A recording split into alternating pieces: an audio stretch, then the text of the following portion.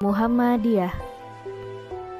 Jauh sebelum Republik Indonesia berdiri, Muhammadiyah telah merakit sejarah. Salah satu tokohnya adalah Bung Karno. Ia pernah mengatakan, "Yang senantiasa jadi keinginanku adalah agar peti matiku diselubungi dengan panji Islam Muhammadiyah." Pada video kali ini, kita akan membahas mengenai Ketua Umum Pimpinan Pusat Muhammadiyah. Yang pertama adalah Kiai Haji Ahmad Dahlan. Ia terlahir dengan nama Muhammad Darwis. Ia merupakan penggagas lahirnya Muhammadiyah. Ia adalah sosok pemimpin yang transformatif, sehingga mampu menjadikan Muhammadiyah sebagai gerakan Islam yang berkemajuan. Ia berperan sebagai pembaharu di zamannya. Saat itu, banyak umat Islam yang menolak segala bentuk modernisasi sebab dianggap sebagai bid'ah. Salah satu bentuk pembaharuan yang dilakukannya adalah dengan membuat sarana kursi dan meja di sekolah-sekolah agar nyaman ketika digunakan untuk belajar. 2. Kiai Haji Ibrahim. Ia adalah adik ipar Ahmad Dahlan. Ia merupakan sosok pemimpin yang cerdas dan visioner. Di bawah kepemimpinannya, Muhammadiyah berkembang di berbagai wilayah Indonesia. Ia fasih dalam bidang qiraah dan bahasa Arab. Ia pernah menyampaikan pidato pembukaan pada Kongres Muhammadiyah ke-19 dengan bahasa Arab yang fasih. 3. Kiai Haji Hisham. Ia adalah murid Ahmad Dahlan. Ia unggul dalam bidang ketertiban administrasi dan manajemen organisasi. Ia menerima bantuan kolonial Belanda untuk bidang pendidikan. Hal ini sempat menimbulkan kritikan keras dari berbagai pihak. Namun, ia mengatakan hal tersebut dilakukan agar subsidi tidak dialihkan pada sekolah-sekolah Kristen.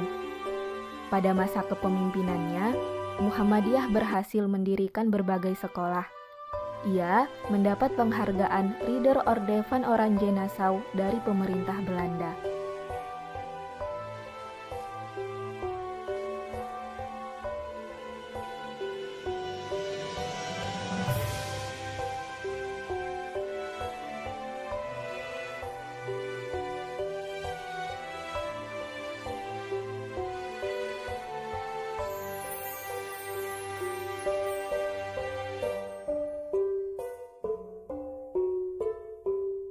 Ia membentuk Majelis Taswir Al-Afkar atau Cakrawala Pemikiran bersama Abdul Wahab Hasbullah untuk membahas mengenai masalah keagamaan dan politik perjuangan melawan penjajah. Namun, karena adanya perbedaan pendapat di antara mereka, Mansur kemudian memilih keluar dari majelis tersebut. Yang kelima adalah Ki Bagus Hadikusumo. Ia adalah pemimpin yang pemberani dan teguh dalam memegang syariat Islam. Sikap pemberaninya dibuktikan ketika dengan tegas ia menolak perintah Jepang yang mengharuskan umat Islam untuk melakukan upacara kebaktian setiap pagi sebagai penghormatan kepada Dewa Matahari. Ia merupakan anggota PPKI. Ia berperan besar dalam penyusunan pembukaan Undang-Undang Dasar 1945. Yang keenam adalah Buya Haji Ahmad Rashid Sutan Mansur. Ia adalah sosok yang tegas dan memiliki semangat anti penjajah sejak kecil. Pada tahun 1928, ia dengan tegas melawan upaya pemerintah Belanda mengenai guru ordonasi, yaitu guru agama Islam dilarang mengajar sebelum mendapatkan surat izin dari pemerintah Belanda. Ia juga menentang kebijakan Jepang yang meminta murid-murid untuk tidak berpuasa serta meniadakan sholat maghrib. Ketujuh adalah Yunus Anis. Ia adalah sosok pemimpin yang gagah dan visioner. Ia dinobatkan sebagai imam tentara pada 1945. Saat apel besar Hizbul Wathan di alun-alun utara Yogyakarta, dengan gagah ia tampil membangkitkan semangat sambil menunggang kuda untuk memeriksa para pasukan. Ia menjadi anggota DPR GR untuk kepentingan jangka panjang, yaitu mewakili umat Islam yang nyaris tidak terwakili dalam parlemen setelah Masyumi dibubarkan. Kedelapan adalah Kiai Haji Ahmad Badawi. Ia adalah penasehat pribadi Presiden Soekarno di bidang agama. Ia merupakan sosok pemimpin yang senang berorganisasi dan bijaksana. Pada masa kepemimpinannya, banyak anggota Muhammadiyah yang menjadi anggota Masyumi yang saat itu sedang menjadi target penghancuran Orde Lama. Citra ini sengaja dihembuskan PKI yang mengatakan Muhammadiyah sebagai anti Pancasila, anti Nasakom, dan penerus DITII. Saat itu, Muhammadiyah pun membuat kebijakan untuk turut serta dalam politik kenegaraan. Hal ini pun membawa kedekatan Badawi dengan Soekarno. Badawi kemudian diangkat menjadi penasehat pribadi Soekarno di bidang agama. Lambat laun, fitnah terhadap Muhammadiyah pun terkikis. Kesembilan adalah Kiai Haji Fakih Usman. Dia merupakan sosok yang sederhana dan unggul dalam bidang entrepreneurship. Ia berasal dari keluarga santri yang sederhana dan taat. Ia suka membaca surat kabar berbahasa Arab, terutama surat kabar dari Mesir yang memuat mengenai kemerdekaan. Ia diangkat menjadi ketua Persekutuan Dagang Sekawan sedaerah Gresik. Ke-10 adalah Kiai Haji A.R. Fahrudin. Ia dikenal sebagai mubalik yang teduh, ramah, humoris, dan bersahaja. Ia adalah sosok yang menyejukkan dan mahir dalam bidang diplomasi. Kemahirannya dalam bidang diplomasi dibuktikan dengan Paus Yohanes Paulus II yang bersedia menerima kritikan beliau terhadap umat Kristen, yang membujuk umat Islam untuk berpindah keyakinan dengan iming-iming materi serta bantuan. Ke-11 adalah Kiai Haji Azhar Bashir. Ia adalah sosok pemimpin yang berkarisma, sederhana, dan cerdas. Ia mengatakan bahwa Muhammadiyah juga menganut tasawuf, seperti yang ditulis Buya Hamka dalam buku Tasawuf Modern, di mana orang-orang dapat melakukan berbagai kegiatan yang berorientasi pada dunia tanpa meninggalkan zikir.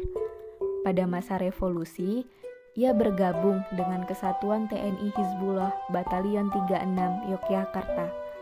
Ia adalah salah satu MUI Pusat masa bakti 1990 sampai 1998. Ke-12 adalah Profesor Dr. Haji Amin Rais. Ia adalah sosok yang pemberani.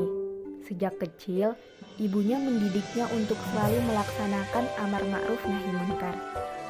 Didikan ibunya inilah yang berperan penting dalam membentuk karakter beliau. Ia menjelma menjadi intelektual muslim sekaligus politisi yang terjun dalam kerasnya dunia politik. Ia menjadikan politik sebagai ranah dakwah dengan mengedepankan nilai-nilai Islam dalam perjuangan politiknya. Ke-13 adalah Profesor Dr. Ahmad Syafi'i Ma'arif. Ia akrab disapa dengan sebutan Buya Syafi'i. Ia adalah sosok ilmuwan yang menempatkan kekuatan religi dalam setiap perjuangannya menuntut ilmu.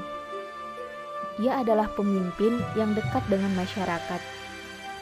Ia adalah sejarawan dan ahli filsafat, namun masyarakat lebih mengenalnya sebagai agamawan. Ke-14 adalah Profesor Dr. Haji Din Syamsuddin. Ia adalah sosok pemimpin yang demokratis serta menjunjung tinggi nilai toleransi. Hal ini dibuktikan dengan usahanya untuk menyuarakan urgensi hubungan damai antar umat beragama dalam berbagai forum. Baginya, kemenangan politik Islam di Indonesia tidak hanya ditandai dengan perolehan suara partai-partai Islam, tapi sejauh mana nilai-nilai Islam seperti keadilan dan kebenaran dapat menjadi bagian dari watak bangsa. Ke-15 adalah Dr. Haidar Nasir. Ia adalah sosok pemimpin yang teguh dalam memegang prinsip. Hal ini dibuktikan dengan pernyataan beliau mengenai sikap Muhammadiyah pada Pilpres 2019 lalu. Ia menyatakan bahwa Muhammadiyah akan tetap berdiri sebagai organisasi netral dan tidak terikat dengan politik, sesuai dengan prinsip awal dibentuknya Muhammadiyah pada tahun 1912 oleh Kiai Haji Ahmad Dahlan. Sekian video kali ini, saya akhiri dengan sebuah pesan dari Kiai Haji Ahmad Dahlan. Janganlah kau berteriak-teriak sanggup membela agama dengan jiwamu. Jiwamu tak usah kau tawarkan. Kalau Allah menghendakinya, entah dengan jalan sakit atau tidak, tentu kau akan mati. Tapi, beranikah kau menawarkan harta bendamu untuk kepentingan agama ini?